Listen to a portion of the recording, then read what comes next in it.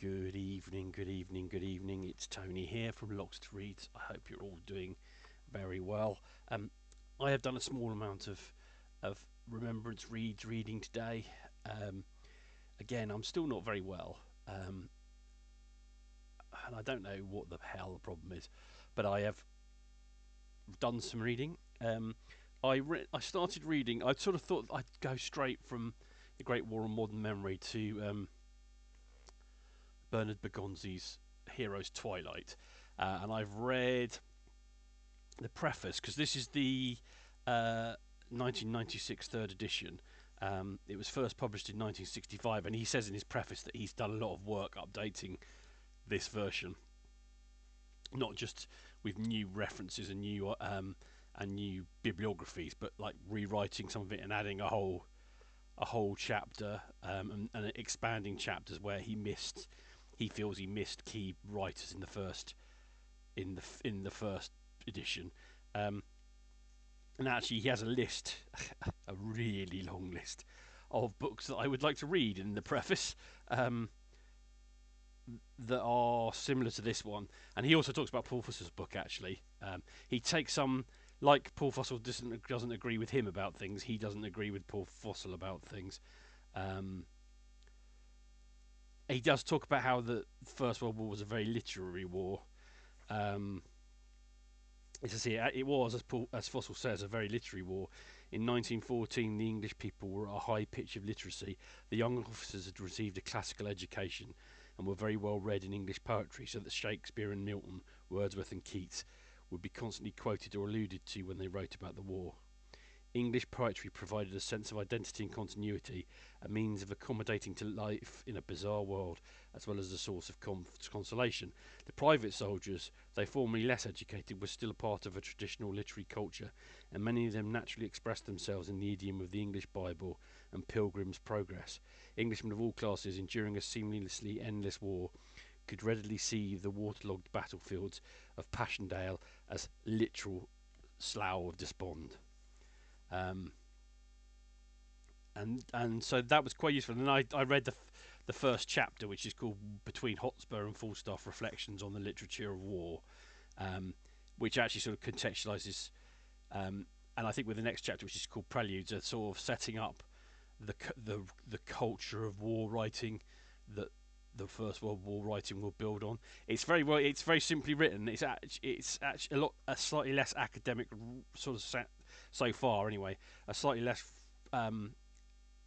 academic read text than Fussell. I really should have looked up how to pronounce his name by now, but we'll go with it as we are. And obviously the reason he chooses the Between Hotspur and Falstaff thing is in Henry IV Part 2. Part one. Should know that because I did that at school, and it is still one of my favourite Shakespeare plays, even though some people find the historicals a bit dull. But Hotspur is very much talks about honour and is a man's man.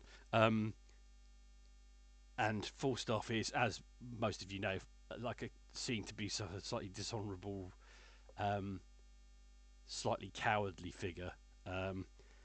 And he compares a speech of Hotspur's with with the famous speech of Falstaff that starts, "Well, 'tis no matter, honour pricks me on, yea, but how if honour prick me off when I come on? How then? Can honour set to a leg? No. Or an arm? No. Or take away the grief of a wound? No. Honour hath no skill in surgery then? No. What is honour? A word. What is in that word, honour? What is that honour? Air, a trim reckoning. Who had it? He that died on a Wednesday. Doth he feel it? No. Doth he hear it? No. 'Tis insensible then, yea, to the dead. But will it not live with the living? No. Why? Detraction will not suffer it, therefore I'll none of it. Honour is a mere scutcheon, and so ends my catechism. I love Henry IV Part 1. So that's very interesting. I'm really looking forward to reading the rest of this. I think this might be a new, very late, because it was 1996 favourite. And then I read one of the short stories from the Penguin book of First World War Stories. This one was by John Buchan. It's called The Loathly Opposite. and it's about it's one of the spy stories, and it's about code breaking. And actually, it's quite interesting on the basis that it's a First World War story about code breaking rather than the Second World War story about code breaking, which is probably better known to most of us than the First World War story. In fact, I don't know what happened in the First World War on the code breaking front. I'm sure there are books about it, and actually, I might put that on my list for a future Remembrance reads by both sides. And it's basically about it's a man telling a story to his friends about an experience in the war where they were struggling to break a code, and they thought they'd never break it, but they were being forced to break it, and they started talking about what they thought their opposite was like, what kind of person they was, and one of them, the narrator of the story says, I just saw him as like a typical German staff officer. After a while, I saw him as a typical German staff officer, but his colleague, I think it's called Channel, thinks it's a beautiful, cold woman, and so they crack the code eventually because the man, the code broke, the person, the German makes a mistake, and they take advantage of that mistake to break the code. The war ends, and they think, and what happens is how one of them discovers the real identity of this person, and it's all about really how you can't tell.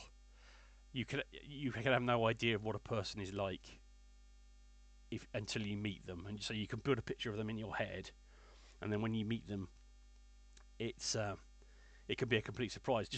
You might see that their appearance will be different, or their personality will be different.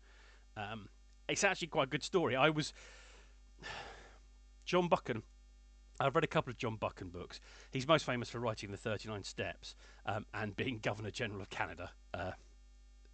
At the end, there is, and I think I've made this discussion that his books there are anti-Semitic. I've talked before about the sort of 1920s, 1930s British anti-Semitism that crops up in a lot of novels you're reading of that time period, and 39 Steps. There are elements of that in some of the Buchan books that I've read. Doing a bit of sort of reading around it, i.e. consulting Wikipedia, and then consulting the sources from Wikipedia, it does seem that story is much more complicated than it looks, and that he was a Zionist and was considered to be not an anti-Semite by a lot of people who knew him, and that perhaps the anti-Semitic phrases were put in the word. The problem that sometimes happens is people confuse the words of a character with the words of the author. Now, I'm not going to say he definitely wasn't anti-Semitic because I haven't read enough around it, but it seems that the story is more complex than just there's an anti-Semitic character and it's saying anti-Semitic things in his novel. But the story is actually very good, and it's very sort of well written. Buchan was a journalist, so it is a very efficiently written story, which I really enjoyed. I did actually enjoy it. I wasn't sure to start off with, because I thought it was going to go somewhere that it didn't actually go. So that was good. And I also read 6 poems of Isaac Rosenberg from the collected poems of Isaac Rosenberg. I'm not going to say a lot about these until I've read the lot. There aren't that many because he died in 1918, so it's not a big book.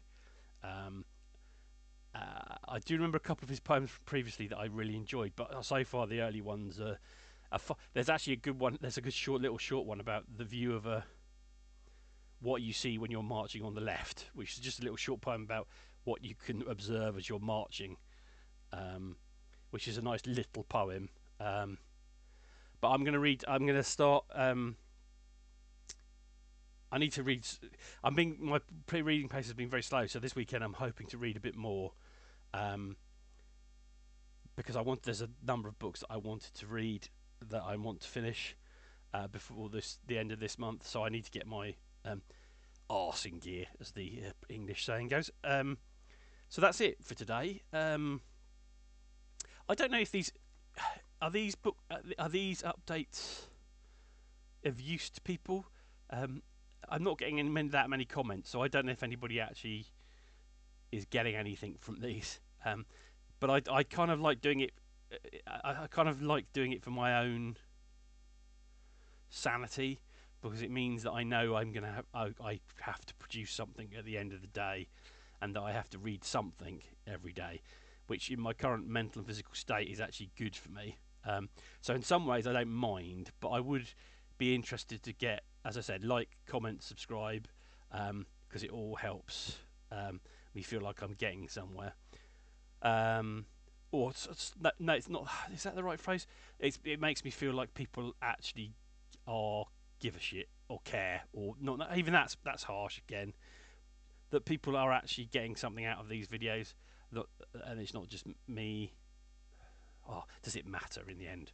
Anyway, that on that randomly odd note, I will call it a day. Tomorrow I will read some more of Heroes Twilight. I shall read some more short stories. I need to make a proper list of the short stories in that collection so I can see if I can finish how many there. I think there are 25 in total, and I think I've read about 7 or 8. So I just want to make sure I'm on course for finishing them by the end of the month. So I just need to work out if I need to read 1 a day or 2 a day from this point onwards. I don't think I'll need to read any more than 2 in a day, and they're mostly relatively short. I think the Buchan story was only about 12, 15 pages, something like that. So there you go. Have a good one, and I will speak to you all tomorrow at some point, probably late in the evening. Have a good one. Bye bye.